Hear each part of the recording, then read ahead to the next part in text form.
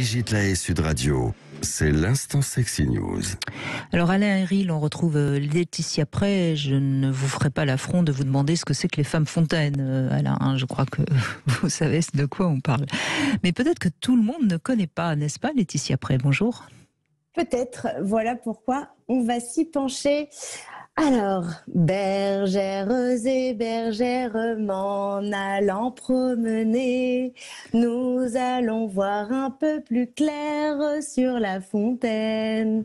Brigitte, Alain, vous aurez reconnu l'air de la petite comptine enfantine, loin d'être ici innocente et bucolique, puisqu'elle parle du malheur d'un jeune homme qui aurait eu tort de refuser un cunilingus à sa belle, puisqu'il s'est fait quitter. Bref, en cette journée internationale des droits des femmes, de bientôt les titres des journées seront si longs à prononcer qu'on sera déjà le lendemain, j'aimerais qu'on se penche sur les mystères de la fontaine. Attention à ne pas tomber dans ces eaux troubles de vocabulaire qui ne sert qu'à rassurer les gens qui aiment ranger les phénomènes dans des petits tiroirs de façon binaire, à gauche, à droite, en bas, en haut, sans aucune nuance. Moi, dans ma prairie, je préfère utiliser fontaine que le terme de femme fontaine, comme si certaines en étaient dotées et d'autres pas. Mais c'est faux, les filles! On est toutes capables, on en est toutes dotées. Donc, avant de vous donner la méthode pour y arriver, voici la partie chiante de ma chronique. Le phénomène d'expulsion de ce nectar des dieux, c'est grâce aux glandes de Skene ou para-urétrales. Elles participent à la lubrification du vagin, histoire de ne pas s'arracher les muqueuses pendant les rapports. Alors, si on fait une découpe du sexe féminin de face, par exemple, vous avez le clito qui se trouve en haut, vous avez les grandes lèvres tout le long et les petites lèvres, vous avez juste en dessous le clito, il se trouve le trou qui laisse s'échapper le liquide des glandes de Skene, avant l'urètre, celui de l'urètre pour l'urine, juste en dessous, puis l'entrée du vagin et en dessous encore des trous, les glandes vestibulaires qui sécrètent un autre liquide pour participer, elles aussi, à la lubrification du vagin. Ces glandes de Skene, elles font moins de 3 grammes et versent en général 2 à 3 millilitres de liquide pendant le rapport. Autant vous dire que c'est quasiment inaperçu. Ce liquide qui n'a pas de nom, car les avis des professionnels divergent, et selon une étude qui constate que la vessie véhicule ce liquide, il s'agirait d'un ultrafiltrat provenant du plasma sécrété par les reins stocké dans la vessie, expulsé lors de la jouissance sexuelle.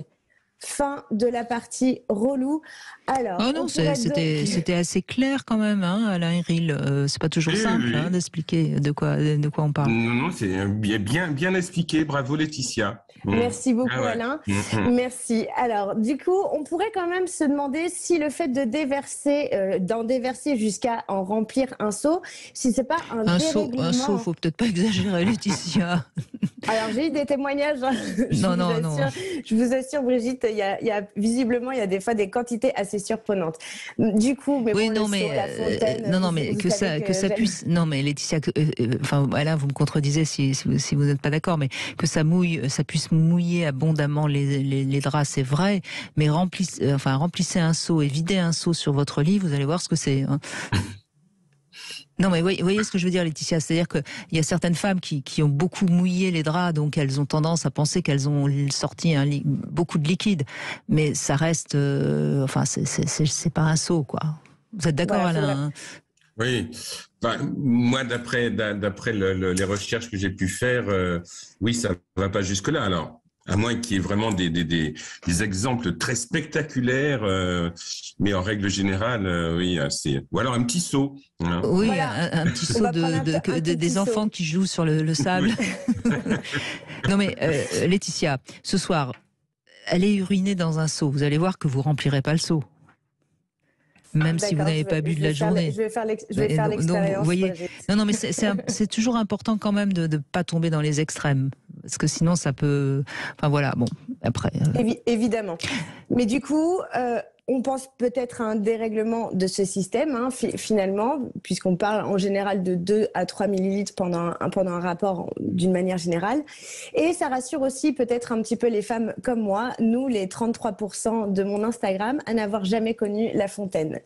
Alors du coup, le fait de faire fontaine, ça fait rêver beaucoup d'hommes et de femmes. Qui dit quantité dit qualité selon l'humanoïde. Le rejet de litres de nectar des dieux serait le signe de jouissance, hein, dixit Brigitte. Bon, moi j'ai pu échanger avec des sourcières et des sourciers, comme on les appelle. Ce sont ceux et celles qui arrivent quasi systématiquement avec une technique qui a porté ses fruits, témoignage à l'appui.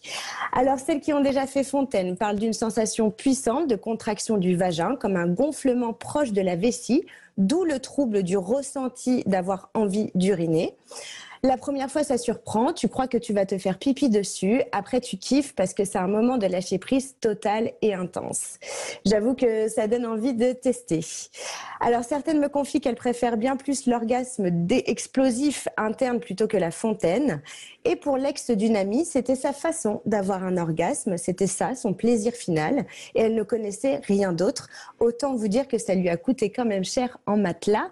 Est-ce qu'il n'y a pas un truc à faire, Bultex, là ? Allez, je ne vous laisse pas languir plus longtemps. La technique, la voici, la voilà. Sans oublier que le sexe est une histoire de ressenti et de personne. Vous n'allez pas sucer ou lécher tout le temps de la même manière. Mais voilà la petite technique qu'on m'a confiée, donc qui fonctionne normalement plutôt pas mal. Donc c'est d'environ une phalange et demie du majeur à l'intérieur du vagin, en faisant des pressions assez fortes, mais pas trop, rapidement vers le haut. Alors, un stimuli du clitoris, ça aide en général, et c'est là où on sent l'intérieur du vagin se gonfler légèrement et où la femme doit tout lâcher. Cette technique signée par une femme a su le partager avec des hommes, et l'un d'entre eux m'indique qu'il a testé sur 7 femmes et 4 d'entre elles ont réussi à se lâcher. Entre ressenti et technique, la stimulation, c'est aussi une question de rythme. Écoutez. Une fois que tu as réussi à bien localiser la zone, c'est avoir un coup de main, c'est avoir le geste. Mais le geste, il faut avoir une certaine endurance au niveau de la rapidité. Il faut savoir quand vraiment accélérer. Et c'est physique, hein. Le geste, il est physique. Le geste est physique, apparemment. Alors, on pourrait penser à l'associer à une éjaculation féminine, mais vu le sacré du phénomène fontaine vis-à-vis de l'éjaculat masculin, ça ramène directement au pouvoir de lâcher prise, sur lequel les hommes auraient sûrement plus de facilité dans la vie. Dans tous les cas, la fontaine, c'est une source d'inspiration sans limite, et je vous le rappelle, il ne faut jamais dire fontaine, je ne boirai pas de ton eau, mais fous-en moi plein le petit seau du coup. Allez, on finit avec un peu de poésie. Aimons, foutons, ce sont des plaisirs qu'il ne faut pas que l'on sépare. La jouissance et les désirs sont ce que l'âme a de plus rare. Et c'est signé Jean de La Fontaine. Eh bien, bravo Laetitia Press. C'est, je trouve, assez juste, hein, Alain Héril. Vous voulez peut-être ajouter quelque chose sur ce phénomène fontaine ? Oui, moi j'aime pas trop la notion d'éjaculation féminine qui met un terme masculin sur le fonctionnement féminin. Moi j'aime bien le terme de fontainisation, mais c'est vrai que j'avais écrit un livre il y a quelques années qui s'appelait Continent féminin, justement là-dessus, sur le phénomène fontaine, et j'ai eu des témoignages très très très divers et très intéressants, avec certaines femmes d'ailleurs qui n'aimaient pas ça, pour qui c'était il y avait un côté sale, difficile à accepter et tout ça, et puis avec une profusion de types de fontainisation qui laisse entendre que c'est encore un terrain à explorer. Et puis pour finir, j'avais interrogé 5 grands gynécologues vraiment réputés, et j'ai eu 5 versions différentes d'où ça venait, oui. Et y compris avec l'idée d'un résidu prostatique chez la femme et autres. Donc du coup, on reste encore malgré tout dans quelque chose qui reste mystérieux. Voilà, mais c'est voilà. Après, il y a des techniques, hein, celles que Laetitia a citées, effectivement. Mais ce qui est intéressant, c'est que c'est rarement une technique par la pénétration qui permet de fontainiser. Donc, oui, c'est plus par un doigt ou un jouet d'ailleurs. Que par un pénis. Mais en tout cas, je suis d'accord avec vous, Alain Héril. C'est encore une fois très très très différent suivant les femmes. Donc pas de bon. Et puis après, c'est pas une finalité. Hein. On peut avoir de très très bons orgasmes sans être fontaine. Voilà, mais les continents féminins, en effet, je me rappelle de ce livre. Et on a encore beaucoup de choses à découvrir sur le plaisir féminin, ça c'est sûr. Bon, en tout cas, merci Laetitia Prey, merci beaucoup. Avec grand plaisir.